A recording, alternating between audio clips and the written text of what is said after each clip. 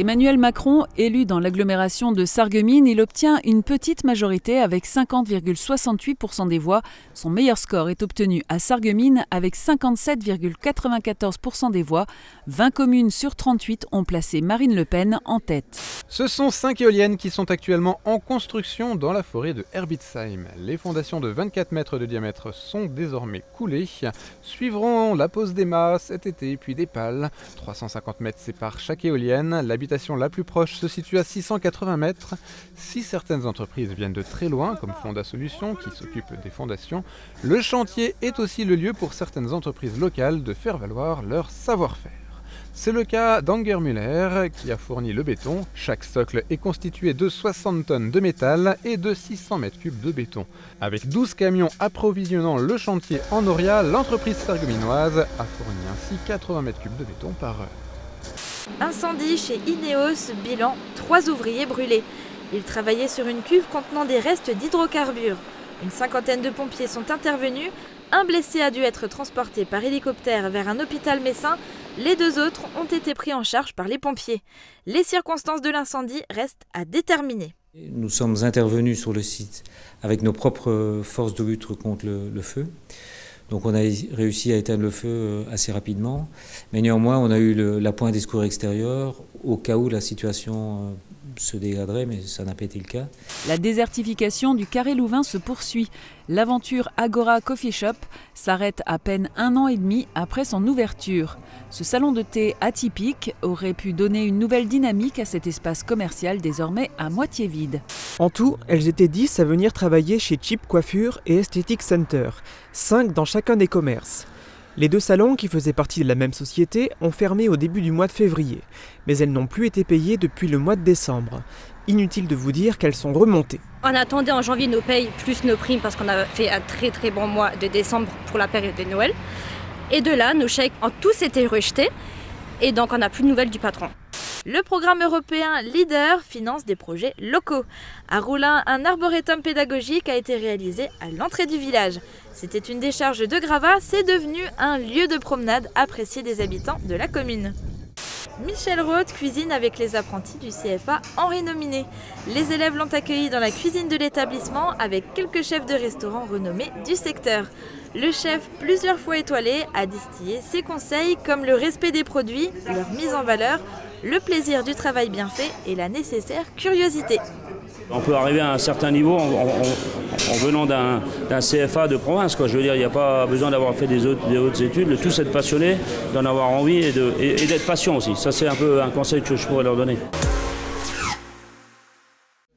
24 communes pour Emmanuel Macron, 22 communes pour Marine Le Pen. Le match a été serré au Pays de Bitche pour les 2 candidats. Entre 2013 et 2015, le nombre de diplômés a chuté de 5,8%. Rien de spectaculaire, mais un signal déjà. Le domaine souffre d'un manque de moyens ou encore des conditions de travail compliquées lorsqu'il s'agit d'accompagner des personnes difficiles. Pour Jean-Jacques Pureit, dans le métier depuis 1998, une seule recette pour durer. C'est un boulot, bien sûr, il faut être passionné et ça nécessite quand même, sans vouloir mettre je dirais une plage d'intéressement très large, une polyvalence. Au niveau du canton, Emmanuel Macron est légèrement en tête, donc avec 51,8%. Un score en dessous de la moyenne pour le candidat d'En Marche par rapport au niveau du département et de la nouvelle grande région. Avec 900 mètres de dénivelé sur des chemins souvent cabossés, le parcours est loin d'être une sinécure.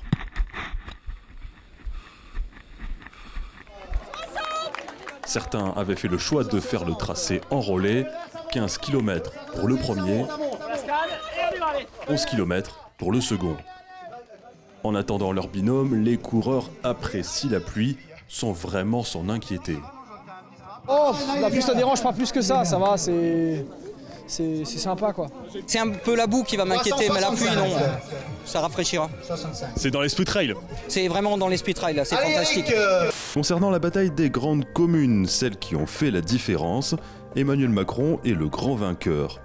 Il triomphe à Bitche avec un peu plus de 60% des suffrages exprimés en sa faveur. Il remporte aussi Rohrbach-les-Bitches, cette fois-ci de peu.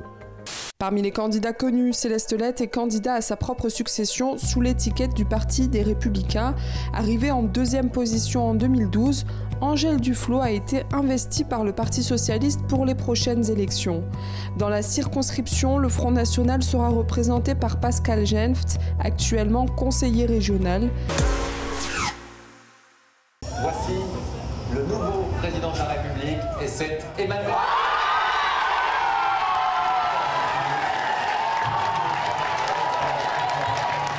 Scène de liesse à l'annonce des résultats.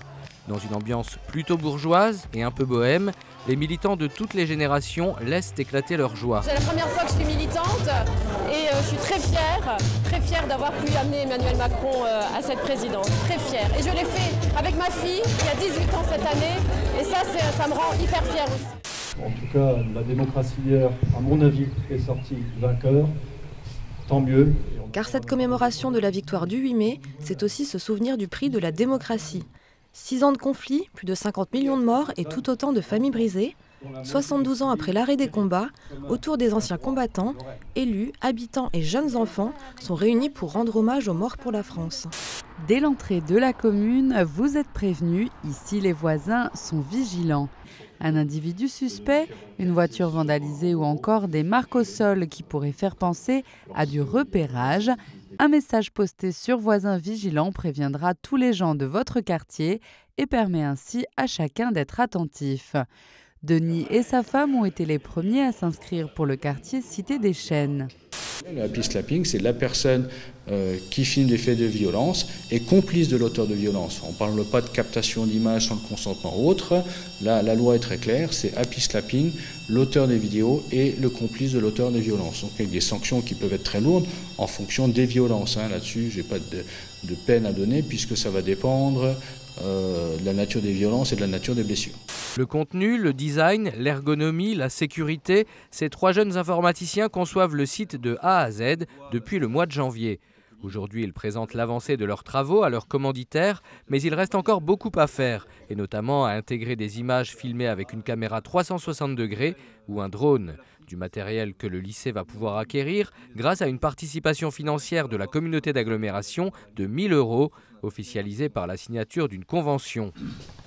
Ils sont très actifs, c'est quelque chose qui les touche beaucoup parce qu'on en parle beaucoup à l'école. Je pense qu'à la maison, on les sensibilise aussi et que du coup, ils sont partie prenante complètement à ce genre d'action. On a trouvé un tapis de voiture, une antenne de télé, on a trouvé des capuchons, des chaussures, un slip, un tapis. Je lui ai dit, tu sais quoi, j'ai hérité d'un miroir. Qu'est-ce qu'on pourrait en faire ? Et tu m'as dit, on pourrait en faire un télescope pour l'Afrique. Ils en ont besoin là-bas. On a de plus en plus de demandes de gens qui veulent aller à la ferme pour faire de l'astronomie. Alors j'ai demandé, est-ce que tu accepterais de me construire un télescope ? Il me dit oui, pour toi, je le fais. Gilles Teilman n'a qu'à faire un rapide tour dans sa vigne pour constater les dégâts du gel. Certaines fleurs sont, comme on les appelle, grillées. Donc là, on voit encore une partie verte normale, qui n'est pas impactée du tout. On voit d'ailleurs déjà les inflorescences, ça va donner un raisin. Et là, on voit les parties qui sont touchées par le gel. C'est les cellules qui explosent, parce qu'il y a de l'eau dans les cellules. Donc ça, c'est détruit. Donc il y a, vous voyez, donc l'impact au niveau rendement, si vous voulez, c'est des volumes qui vont manquer. Mais ce viticulteur de Clébourg est presque un chanceux. Seuls 5% de sa récolte a souffert. Certains de ses collègues du Haut-Rhin ont tout perdu. À cela s'ajoute un risque pour cet été, une sécheresse. Les nappes phréatiques sont basses et les pluies sont rares. Ce qu'on peut constater, c'est que les aléas climatiques sont de plus en plus fréquents. Il y a effectivement plus de variations dans le climat, c'est peut-être un grand mot, mais dans la météo. Je veux dire, et quand il y a des intempéries, elles sont plus importantes, plus de pluie, plus de vent et tout ça. Donc c'est vrai que ça nous inquiète, c'est vrai.